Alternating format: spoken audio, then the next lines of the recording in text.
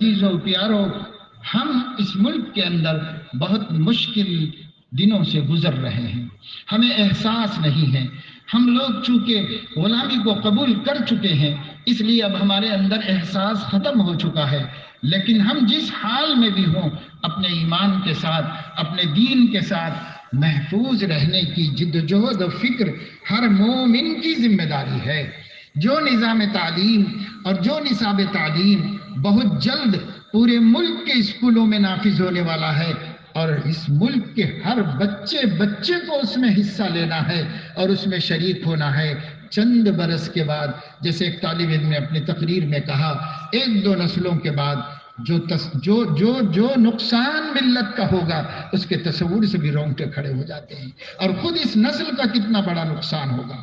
اس لیے سب لوگ جنہیں اللہ نے اولاد کی توفیق عطا فرمائی ہے، اولاد کی دولت سے نوازا ہے، اولاد سے آنکھیں ٹھنڈی کی ہیں، گودوں کو آباد کیا ہے، وہ سب اس بات کا ارادہ کر لیں کہ 6 کام ہم اپنے گھر کے اندر شروع کر دیں گے، اور فوری بنیادوں پر اور فوجی بنیادوں پر اور ہنگامی بنیادوں پر شروع کر دیں گے۔ نمبر 1، 3 عقیدوں پر محنت کرنا۔ 3 عقیدوں میں سے نمبر 1 کیا ہے؟ نمبر 1 عقید توحید۔ ہمارا رب ذات و صفات میں یکتا و یگانہ ہے۔ بچوں کی فہم کے مطابق اللہ کی توحید ان کے ذہنوں میں بٹھانا، اور اللہ تعالیٰ کی عظمت کے گن گانا، اور اللہ کی قدرتوں کو مثالوں سے سمجھانا، کتنی بڑی قدرت والا ہے۔ ابھی میں مہاراشٹر سے ہو کے آیا، وہاں پر بعض اسکول میں پڑھانے والے ذمہ دار لوگوں نے کہا کہ باقاعدہ یہاں اسکولوں میں دوپہر کے وقفے میں سرسوتی وندنا ہر بچے سے کرائی جاتی ہے، باقاعدہ۔ یہاں مفتی یعقوب صاحب بھی بیٹھے ہیں، وہ بھی آ گئے تھے وہاں اس جگہ پر، اس گاؤں میں، عثمان آباد میں، تو وہاں پر یہ بات بتائی گئی، سرسوتی وندنا ہر بچے سے کرائی جا رہی ہے، اور یہ کہا جا رہا ہے کہ سرسوتی علم کی دیوی ہے، اگر تم اس کو نہیں پوجو گے تو علم کیسے آئے گا؟ اور ان بد نصیب بچوں کے گھر میں مائیں یہ نہیں بتا رہی ہیں کہ اللہ کی صفت ہے، اور اللہ کے علاوہ علم کسی کی جاگیر نہیں ہے، وہی دیتا ہے تو ملتا ہے، اور وہ نہیں دیتا تو نہیں ملتا۔ اور یہ عقیدہ اپنے بچوں کے دھیان میں ہم بٹھا نہیں سکتے۔ لوگ ہمارے شرکیہ عقائد پیدا کر رہے ہیں، اور ہم توحید کے عقیدوں پہ محنت نہیں کر رہے ہیں۔ گھروں کا حال نہایت بدتر ہے۔ ایسی بیٹیاں بیویاں بن کر آ گئی ہیں، اور پھر مائیں بن گئی ہیں، جو خود اپنے دین کو نہیں جانتی، ایمان نہیں جانتی، عقیدہ نہیں جانتی، وہ ہمارے بچوں کی مائیں بن گئی ہیں۔ اللہ اکبر! بہت مشکل گھڑی میں ہم ہیں اس وقت۔ سیکھو، مائیں بھی سیکھیں، باپ بھی سیکھیں، علماء سے دوستی کرو، علماء سے قریب ہو جاؤ، علماء سے محبت کرو، اور ان کے پاس جا کر عقیدہ توحید سیکھو، اپنی بیوی کو، اپنے بچوں کو سکھاؤ گھر میں۔ اور پھر دوسرا عقیدہ، عقیدہ رسالت، اس کی حقیقت کو گھٹی میں پلا دو۔ تیسرا عقیدہ، عقیدہ آخرت، ہم مرنے کے بعد دوبارہ اٹھیں گے۔ مکہ کے مشرک اکثر عقیدہ اسلام کے مانتے تھے، لیکن البعث بعد الموت کو نہیں مانتے تھے، مرنے کے بعد اٹھائے جانے کو نہیں مانتے تھے۔ اب بھی بہت سی مشرکین بہت سی باتیں مان لیتے ہیں اچھی، لیکن مرنے کے بعد اٹھائے جانے کو نہیں مانتے۔ آپ اپنے بچوں کو یہ عقیدہ سکھائیے۔ یہ حقیقت ہے میرے دوستوں، بزرگوں، بہنوں، بیٹیوں، یہ حقیقت ہے۔ جہاں جرائم ہیں وہاں آخرت کا عقیدہ کمزور ہے، جہاں تقویٰ ہے وہاں آخرت کا عقیدہ مضبوط ہے۔ جب تک عقیدہ آخرت پر محنت نہیں ہوگی، سماج میں صلاح و فلاح نہیں پیدا ہوگا، خدا کی نافرمانی سے بچنے کا جذبہ نہیں پیدا ہوگا، جانتے ہی نہیں کہ آخرت میں کیا ہوگا۔ اس لیے عقیدہ آخرت پہ محنت کریے۔ یہ 3 عقیدے بہت محنت کے ساتھ روز روز اپنی گفتگو میں لا کر اپنے بچوں کو ان کی فہم کے مطابق گھول کے پلا دیجیے۔ یہ 3 کام، اور 3 کام اور وہ یہ کہ اپنی گفتگو سے، اپنی محنت سے، اپنی تعلیم و تربیت سے اپنی اولاد کے قلوب میں معرفت رب، عظمت رسول، معرفت رب، حب رسول اور عظمت قرآن، یہ 3 چیزیں ایک ایک قلب کے اندر اپنے بچے کے اتار دیجیے۔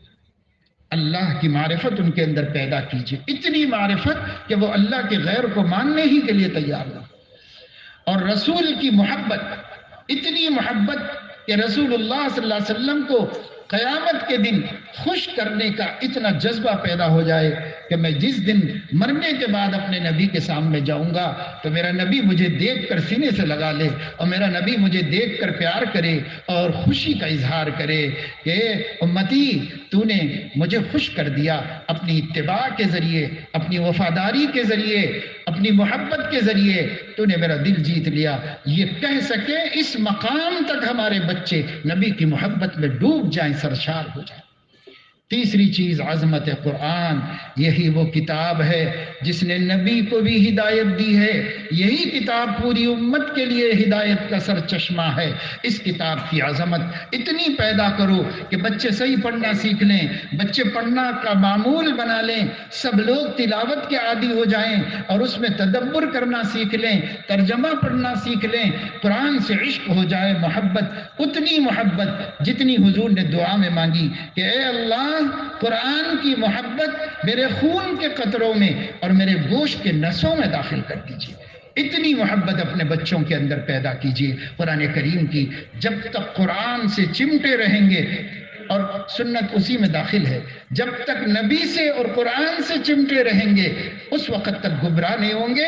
اس کی ضمانت دے کر گئے ہیں نبی اس دنیا سے، اس لیے اس کے ساتھ جوڑ دیجئے۔ یہ مختصر نصاب ہر گھر میں اگر نہیں شروع ہوا تو آنے والا نصاب NEP کا ہمارے بچوں کو مرتد کرنے کے لیے کافی ہے۔ یہ ایک شرک کا سیلاب ہے جو سروں پہ سے گزرے گا، اور یہ ایک شرک کا سیلاب ہے جو اشربت فی قلوبہم العجل کی طرح، جیسے گوسالے کی محبت سامری نے پیدا کر دی تھی موسیٰ علیہ السلام کی امت کے مسلمانوں کے قلوب میں، ایسے یہ لوگ پیدا کرنے والے ہیں۔ یہ سامری ہی کے وارثین ہیں جو ہمارے قلوب میں پھر سے گوسالے کی محبت، عجل کی محبت پیدا کرنے، پلا دینا چاہتے ہیں۔ اشربت فی قلوبہم العجل، ہمارے نس نس کو پلا دینا چاہتے ہیں۔ اس سے پہلے وہ خوش ہونے والے نہیں ہیں، مطمئن ہونے والے نہیں ہیں۔ اب ادھر محنت کرو، ان کو روک نہیں سکتے ہم اپنی محنت کریں۔ جب محنت سے ٹکرائے گی، جو محنت حق ہوگی وہ غالب ہو جائے گی۔ اس لیے کوشش کرو میرے دوستو، ہاتھ پہ ہاتھ دھر کے بیٹھنے کا کوئی فائدہ نہیں ہونے والا ہے، اور کوئی اس کا نتیجہ ہمارے سامنے اچھا نکلنے والا نہیں ہے۔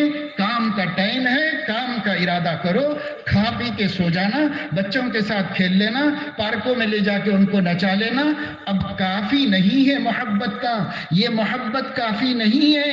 اب ان کے ایمان کے تحفظ کی، توحید کے تحفظ کی محبت اگر ہے تو کر کے دکھاؤ اور بتا کے دکھاؤ کہ ہم اپنے بچوں کی عاقبت اور آخرت برباد نہیں کرنا چاہتے۔ ہم ان بچوں سے اپنی آنکھیں تو ٹھنڈی کر لیں لیکن اللہ کا نافرمان بنا دیں، یہ نہیں ہو سکتا۔ اس لیے میں نے اگرچہ کہ بہت وقت لیا لیکن اتنا بڑا مجمع ان دونوں مدرسوں کی محبت میں ہماری دعوت پر یہاں پر جمع ہوا ہے، اور ہم نہیں چاہتے کہ کوئی اہم پیغام لیے بغیر یہاں سے جائیں، اس لیے میں نے یہ سب آپ کے سامنے بات رکھی ہے۔ اب